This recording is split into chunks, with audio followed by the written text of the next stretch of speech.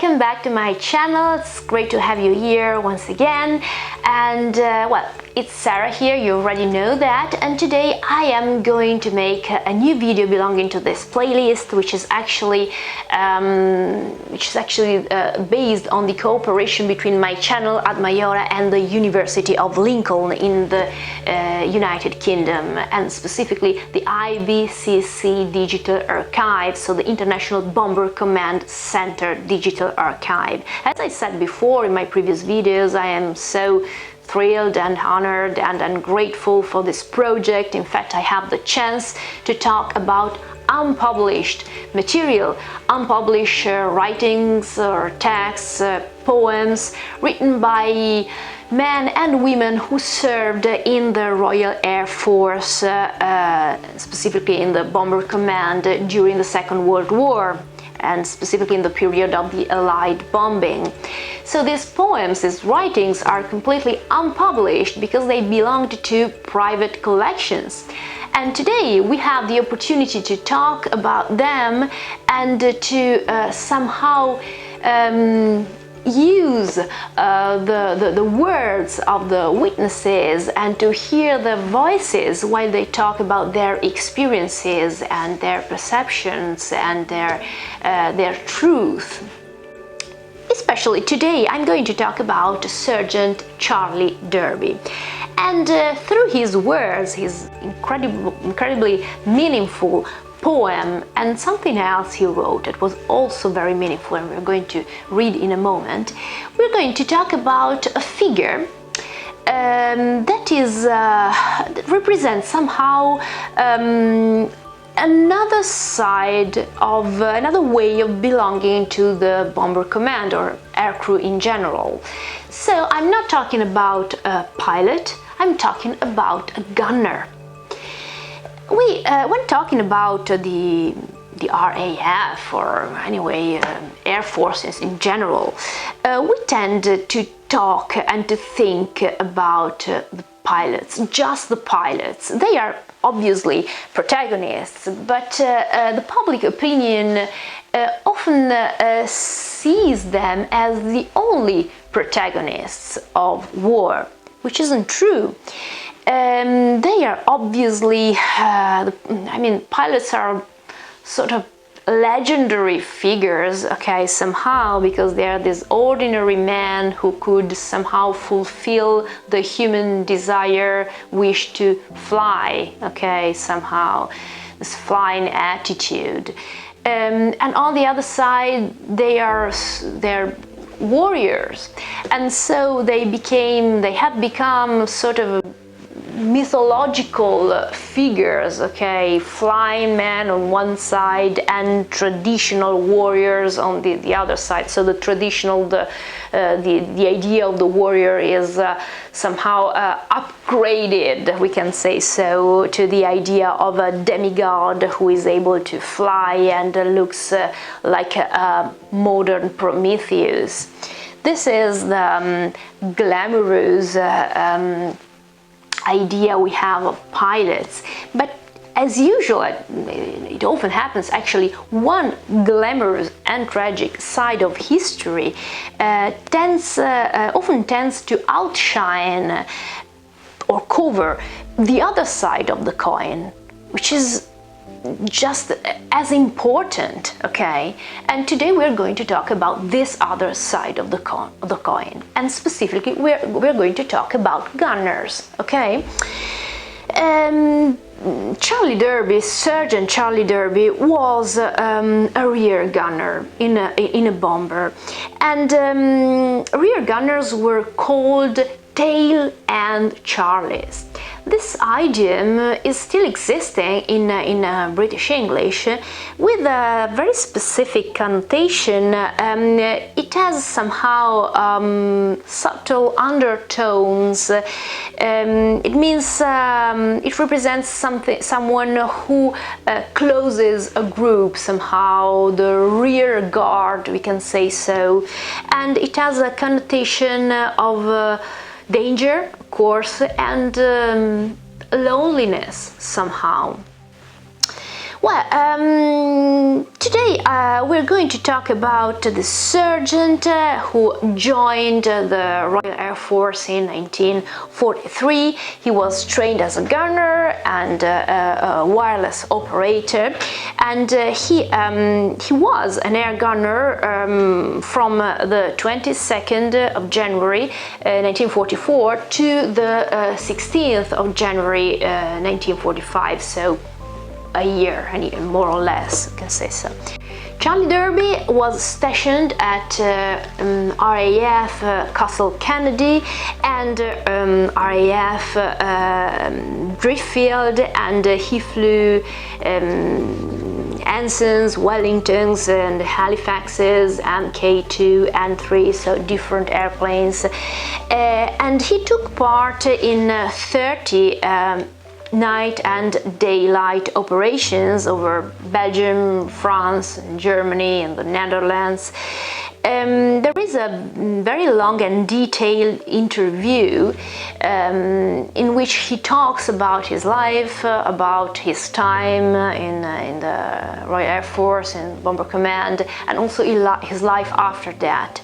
It's very interesting, very detailed, and he talks about many people and places and facts, and it is on the IBCC Digital Archive website. What is very interesting at first is to mention how, well, he was born in 1924, and he became a very regular education, okay, so after a normal schooling, he had to make a choice. And this is the way he talks about this choice. I will read his words, okay, the transcription of the words he used in his interview. I was directed labor, a government scheme that you had to fall in line with. If you didn't, there were two other choices: down the mines or prison. So basically, you had to belong to this government scheme, because the alternatives were actually, okay, mines or prison, so extremely negative. So this wasn't really a choice, it was a known choice somehow. He worked for, his work was dismantling what he describes as Churchill tanks. And he did it for 18 months, but he hated it. And so the only choice there was to join the Royal Air Force, basically. And he was trained as a gunner. At first he received a general training, so it was all about discipline, as he said, and marching. And then he received a proper gunner training, more specific about shotguns and aiming, but also codes and strategies, whether it was really necessary to shoot or not, because shooting could actually reveal that position and that could be even more dangerous. So that was a very skilled activity that required training and obviously also the ability to decide, okay, in a heartbeat what was actually what the proper decision was. The crew, as he says, a pilot, a navigator, the gunner, and the engineer, the crew was assembled almost casually on the grass, as he describes the fact, and he was tail. He talks about how important the rear gunner was in order to help the pilot and the navigator, because obviously he had a different perspective and he could help them using the codes, and he could also help them avoid tracers, okay, that could actually give the position away. So the role of the gunner was extremely important and strategic. As I said before, he took part in 30 operations, 15 daylights and 15 at night. And he said this, at one stretch there, I did 10 in 9 days, I think it was. So 10 operations in 9 days. It was terribly, I mean, we can imagine how much distress.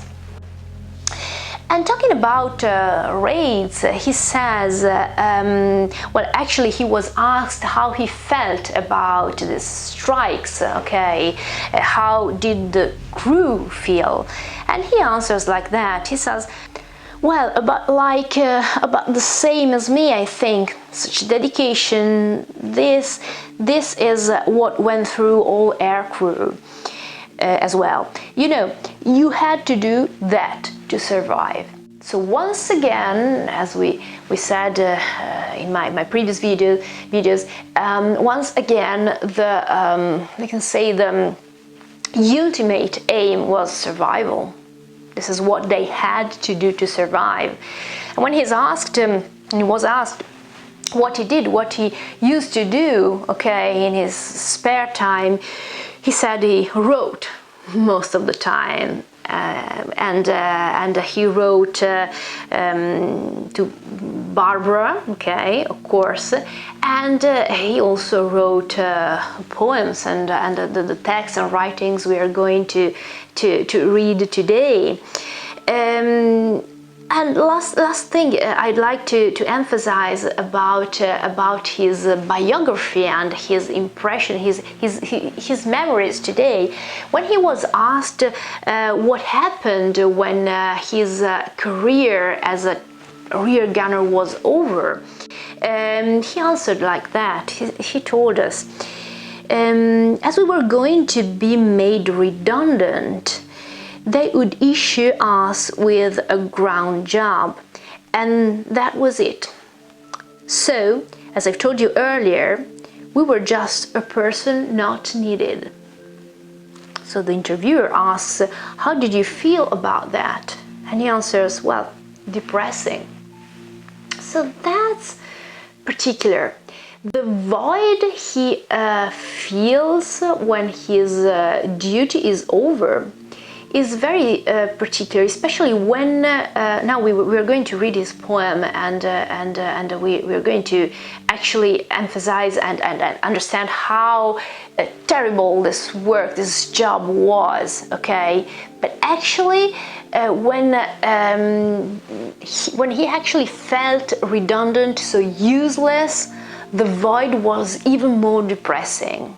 We will see how broken somehow the spirit, the mind of a human being could be in this extraordinary situation, okay, in war. And so there were many different, I can say, perspectives, many different intentions in his own words and writings. And we're going to analyze most of them now.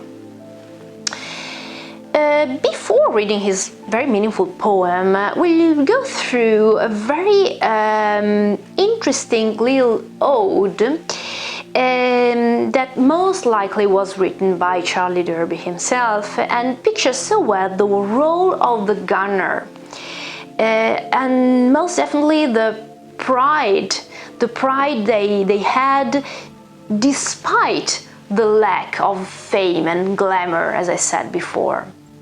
This is the Ode to an Air Gunner.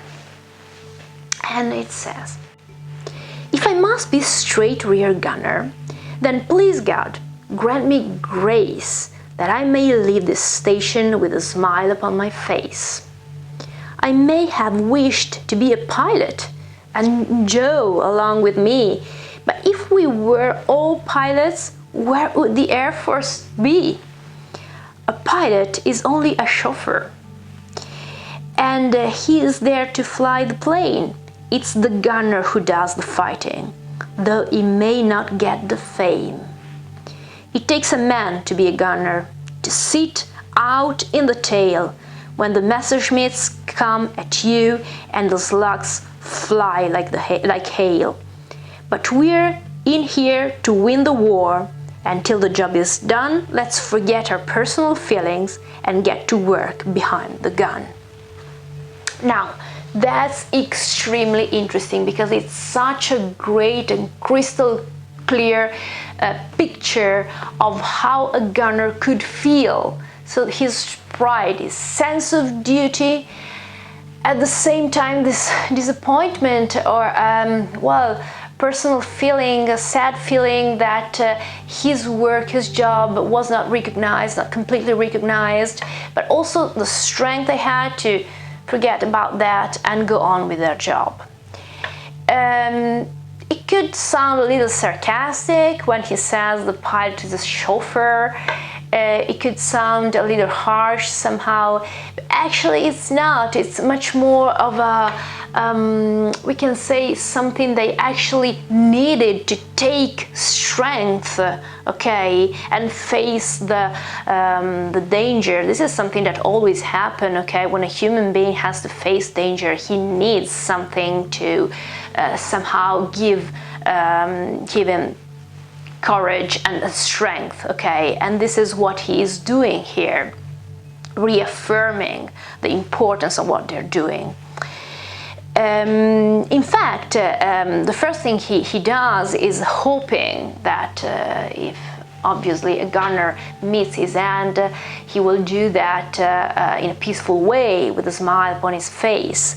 And then he says, okay, I may have wished to be a pilot and Joe along with me. Joe obviously is a generic idea of another person, okay, no name, there's no identification. He's talking about, we can say, any gunner, okay. And he says, okay, probably we also wanted to be pilots, maybe, I don't know, when they told their families or friends that they joined the Air Force, air crew, people expected them to be pilots, because that was, I mean, that was the general idea. And they were something else, actually. They were something else, and what they did was even more important, he says, because without them, the war couldn't be fought. In fact, he talks about the pilot, as I said before, a chauffeur, so someone who actually just took them, okay, where they actually had to do the job, to fight. And again, he claims the dignity of their role. And when he says it's the gunner who does the fighting, it takes a man to be a gunner, he goes man to the old myth of the warrior, basically, the man with the gun. Okay, that's the idea. Though he doesn't get the fame, as I said before. And again, he also emphasizes how dangerous it is, okay, to be there, okay, in the rear when the German airplanes arrive, and he talks about the Messerschmitts, okay, Bf 109, and the slugs, so the tracers. Fly like hail, and he says we are in here to win the war, so it doesn't really matter how we feel, whether we get the fame or the glory or not, we are just here to do our job. So this is the sense of duty. So basically this ode has, I can say, it has many different features. On one side, it is, as I said before, necessary. It is something that soldiers and people who have to fight always use, so a way to somehow find strength and reaffirm their dignity, their pride, their sense of duty, the importance of what they're doing, and so on and so on. Then there is the wish for a peaceful death eventually, and there is also a different, he emphasizes a different kind of pride that is maybe less glamorous, okay, but it is more real. So that pride is the pride of a real man who actually fights. Maybe not for the glory, but because he has to do what needs to be done somehow. It's a sort of a noble attitude. Okay, let's do what needs to be done. As I said before, this ode is obviously not only written to claim the value and the dignity and importance of the gunner, but it's also, which is typically of military rhetoric somehow, it's something that we can find a lot in propaganda or literature too, because it is used sometimes, as in this case, to take courage and so on and so on, but it was used also, for example, okay, let's think about Rupert Brooke. We're talking about the First World War here, so different period, but he was a poet, and he wrote, amongst the others, he wrote The Soldier. This poem was specifically intended as a sort of we can say a way to promote recruitment, so sort of a propaganda somehow. In this case, Brooke uses this propaganda, uses this rhetoric of war, talking about the glory, talking about the future and how immortal soldiers are, because even if they die, their the memory and the result of their conquers are eternal and glorious, and so on and so on. Now, it could seem that Darby somehow tips the hat to this kind of rhetoric in this ode, but actually it doesn't at all. And we can read that in his poem, in the poem that I'm going to read right now, because in this poem he shakes that rhetoric completely.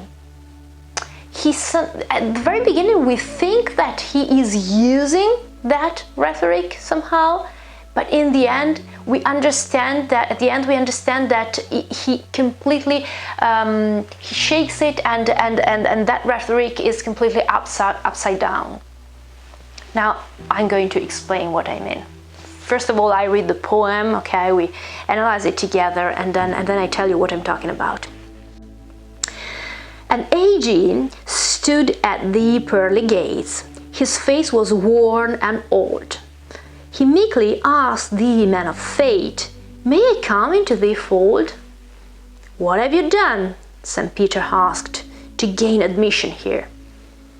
"I was a tail end Charlie on a Halifax, sir, for the best part of a year." The Pearly Gates swung open wide as St. Peter rang the bell. "Come in," he said, "and welcome, lad. You've served your time in hell." So this poem, and it's well, the structure is quite easy, okay. It's three stanzas and alternate rhymes, more or less. We can say, okay, it's not very regular, but that's the idea. It's quite clear how the author is very confident with the use of the language. He's not writing this poem as in my previous video we talked about Bartlett, Lieutenant Bartlett, who wrote Kaleidoscope, another kind of poems, and that text was it was a way to vent, okay. So it was like a soliloquy somehow. In this case, it is completely different. It's not just writing for venting or coping purposes, but in this case there is a precise intent to use a very formal, refined and neat language and a precise structure, so it is quite clear how Darby was very confident using writing, okay, as a tool, as an instrument of communication. And he's conveying a message. It's not just writing a soliloquy here. In fact, he says basically the AG is the assistant gunner. He tells this story about this assistant gunner who dies, and he is at the gates of heaven, and his face is worn and old.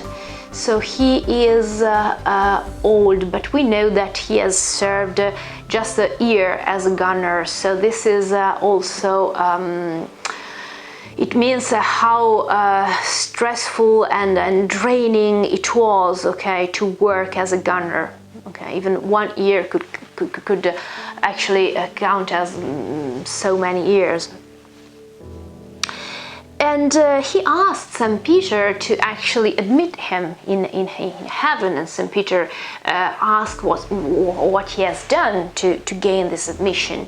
And when he says that he was a rear gunner, basically, St. Peter's opened his gates, okay, and bells ring and says, okay, you can come in, of course you can, because you have already had your time in hell. Hell was on earth, okay, where you were fighting as a rear gunner. So basically, in this case, yes, heaven is a reward somehow, but it's not the kind of reward Rupert Brooke talks about. So the idea that soldiers were on a sort of a holy mission and the final reward was something so high, or as high as heaven. Absolutely, as I said, for example, in his poem, The Soldier, in hearts at peace under an English heaven. This is the kind of rhetoric where I was talking about. This is what Brooks talks about. No, in this case, this is completely upside down, okay? It may appear the same at first, but at the end we discover that the soldier wasn't on holy mission. He was experiencing hell on earth. So the sins have already been purged somehow, and here on earth he has experienced hell, and that was the penance, okay? No holy missions, okay, but it was a penance and a way to somehow purge his sins.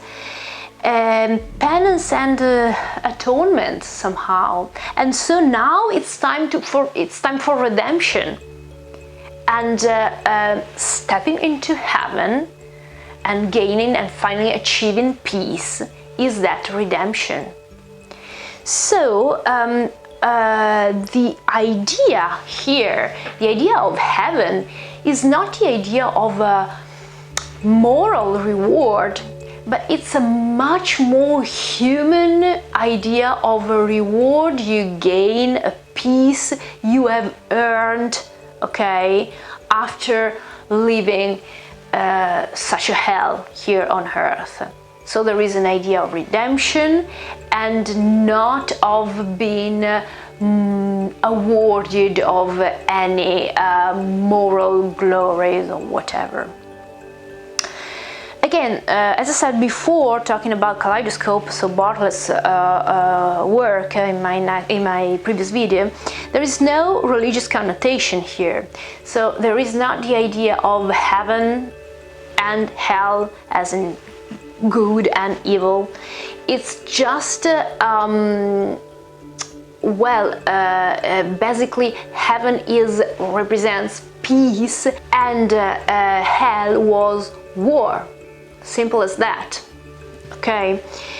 In this case, Darby reminds us so much more of another poet of the First World War. I'm talking about Wilfred Owen in his work Duces de Colum Est.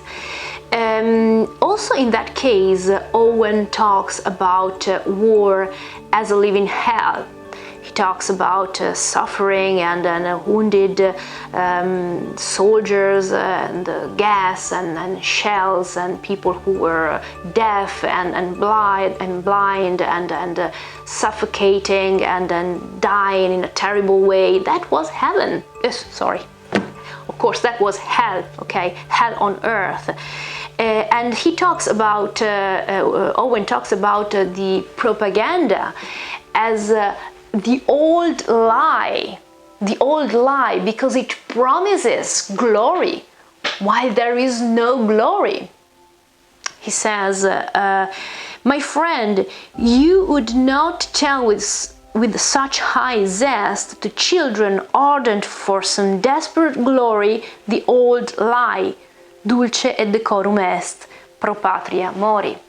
So you will not use this propaganda anymore and tell the young people who want to gain some kind of glory, and tell them that going out and fighting in a war can give them a glorious death.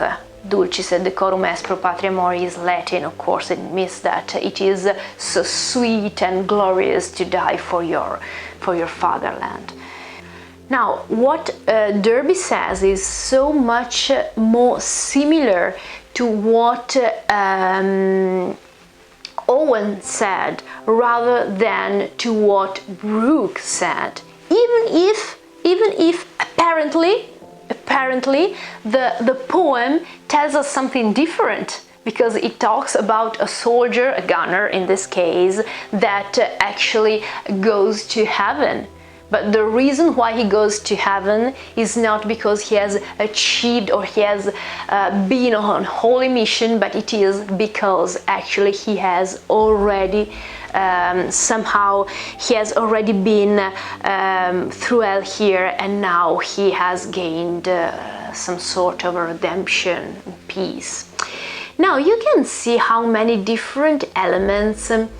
On one side, Darby talks about being a gunner, and in the Ode we can read how proud he was of this role, and the seizure of a man that was needed to be a gunner, and how selfless these people were, ignoring the fact that they didn't gain fame, but they could get their job done. So that was very strong somehow. On the other side, he talks about the same job here in this poem as if it were hell on earth, and a way to purge your sins, and you will finally get redemption when you get peace in heaven. And there is a third consideration he makes in his interview, as I told before. Well, he's saying that when he was basically when his career was over, he felt useless. Okay, so somehow meaningless, and he was depressed, and he felt redundant. So, is this a contradiction? No, I don't think it is. I don't think it is, because as I said before in my previous video, when I analyzed the Kaleidoscope by Lieutenant Bartlett, I talked about how the human spirit can be broken when normal, ordinary people have to face extraordinary events, like in this case, which are so powerful, and of course there is so much trauma, and all of this can change people. Okay, and so basically it breaks the human spirit, and there are many different aspects that can actually, it's like a kaleidoscope, okay, once again, so many different pieces, like broken glass, okay, pieces of spirit, of mind, of a soul, pieces of glass which represent also different colors, pride, I don't know, on the other side, desperation, disillusionment, depression, the huge drama of living hell. So all these pieces kind of belong to the same individual, and we can't expect, okay, that an individual facing this reality can just somehow give a sort of a perfectly coherent image of himself. It is quite normal that perceptions and perspectives can be very different depending on the moment, depending on what he needs at the moment. Maybe he needs strength and courage, and so he needs the ode, or maybe he is just considering his life, and so he's considering the hell he's been through and the possibility to get some peace. Or maybe everything he has done is over now, and the void he feels makes him feel totally disoriented. All of these aspects are not actually contradictory, okay? They are many different aspects of the same huge, big and difficult and somehow traumatic element they faced, which is war, basically.